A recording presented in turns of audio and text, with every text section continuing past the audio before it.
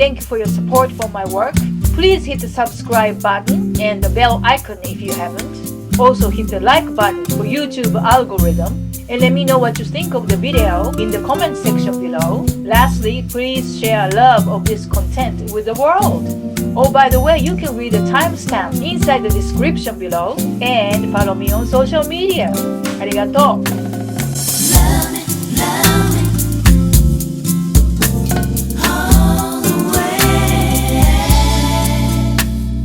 I'm a singer and not an instrumentalist, so I would love to hear how you create beautiful original piece like yours. Usually it just depends on situations when I write music. But what helps me most is when I have a theme and I kind of know a production. Let's say I want to go for a smooth jazz production. I want to go for an avant-garde jazz production.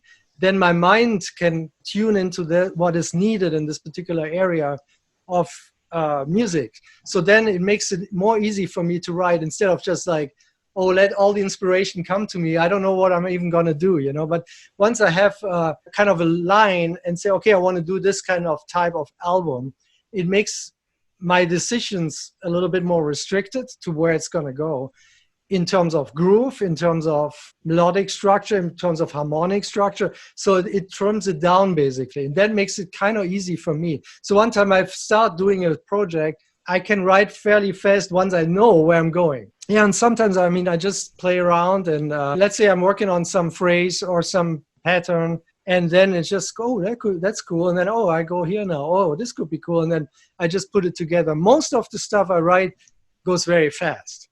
Okay. I would say 90% I write in 5-10 minutes. Right. There's some more complicated, what you want to call more compositions, where I accumulated a part and then suddenly like a few months later even could be, oh, there's another part which could really work well with this thing.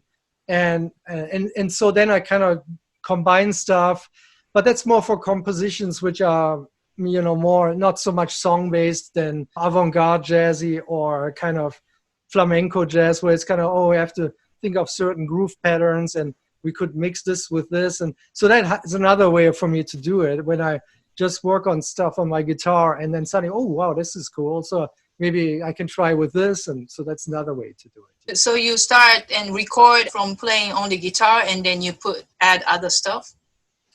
Yes, but I mean, a lot of compositions I just do on guitar until I produce them and then I think about the production. What I meant earlier was more like the style where I want to go. Once that's defined, if I say, well, I want to do a record, something like this, then it's kind of, okay, then I have a lot of points where I'm going to go. Mm-hmm. And then it just kind of comes out of this energy. The little 30 seconds that you played in the beginning, was that ad-lib or was it from your work? It was a song called One for My Son. So that was a song I wrote actually, and I just played a small excerpt, obviously. It was a song I wrote when my son was born in 1999. I kind of wrote it for his birth. So it was kind of inspiration. Oh, that's nice. So beautiful. Show us a little structure. Instrumental is a little different from vocal songs. Well, that's the thing with instrumental music. You have usually somewhat of they call it a lead sheet, which you have a generic idea of the song, and then you kind of take it to a different thing in your improvisational part, which is based on the chords of the A or B part or both, you know. So, so the ended up being recorded as I have the A and B part a few times, and then the solo actually ends just on the A part of the song. But yeah, I mean, it's just a very melodic song, which was again inspired by the birth of my son back then. Okay, so can you break it down a little bit, that song, on your guitar? Oh, okay, sure. Well, again, there's so the intro is like so you got this really beautiful.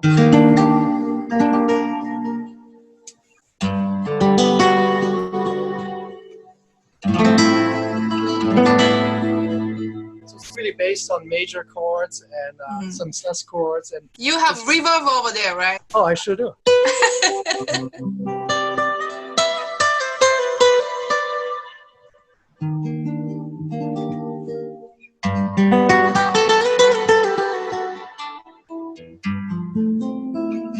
So this basically sets up the A part, right? And, so, and that's kind of a strong way. So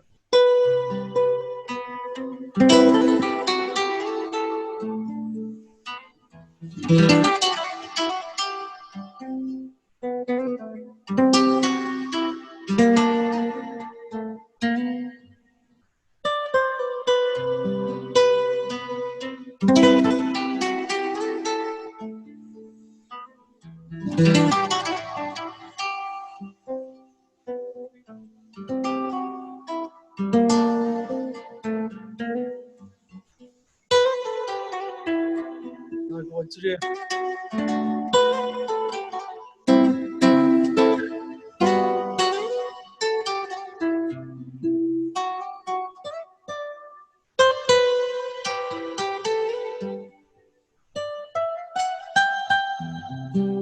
And so that's kind of the A-B part of it, and then it falls back to the intro.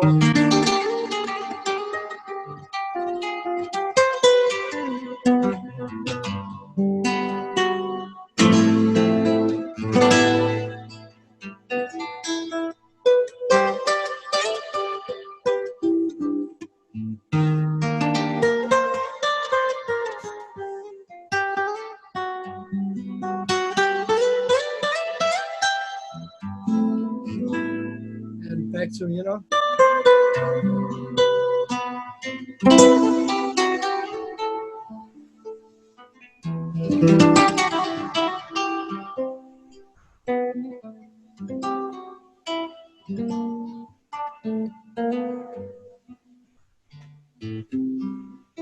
And then it kind of goes out with the, you know, improvisation of the. So nice. You know what? Since you told me your story, I felt the emotions of your love for your son. Oh, thank you. Thanks so much. Yes. That's so pretty. He's a musician too now. How old is he now? He's 20 and he plays saxophone, classical saxophone. So it's kind of a whole different thing. Wow. So what's the key to writing songs that connect to your audience, like touch your souls? Well, I think that's what you just said. Is basically if you feel something, they feel something, right? Right. And hopefully it's kind of the same realm.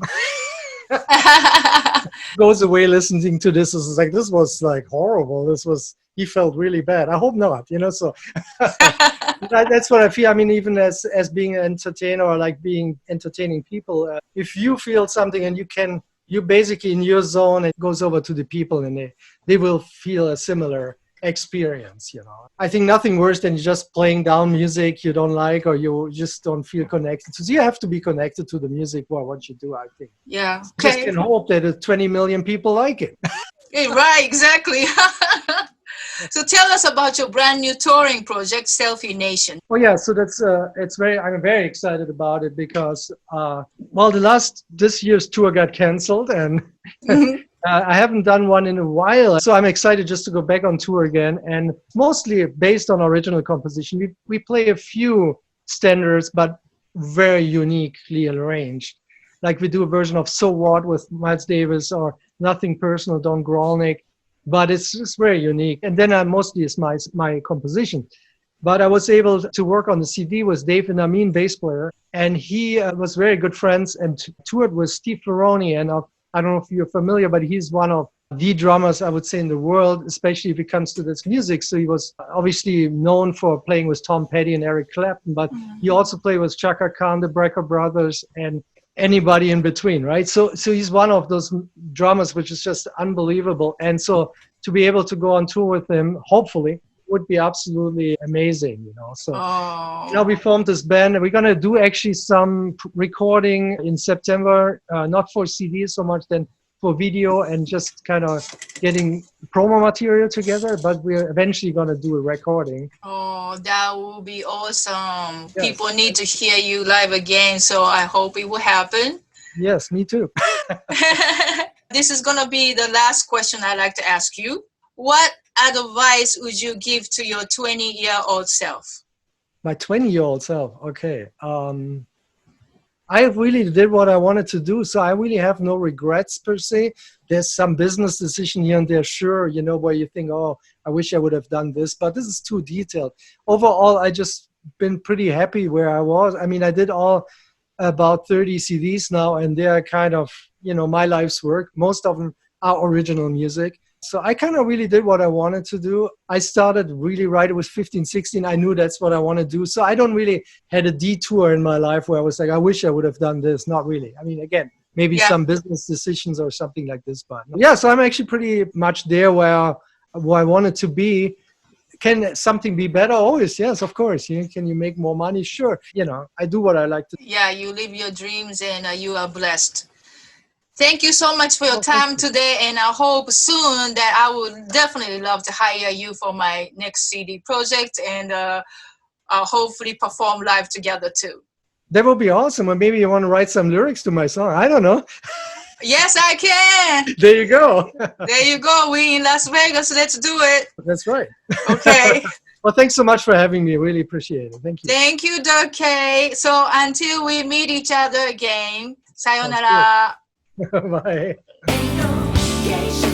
Don't forget to click subscribe and hit the bell to get notified about new videos of Songwriters Room or my new music or Japanese series. Thank you for watching. Arigato. Sayonara.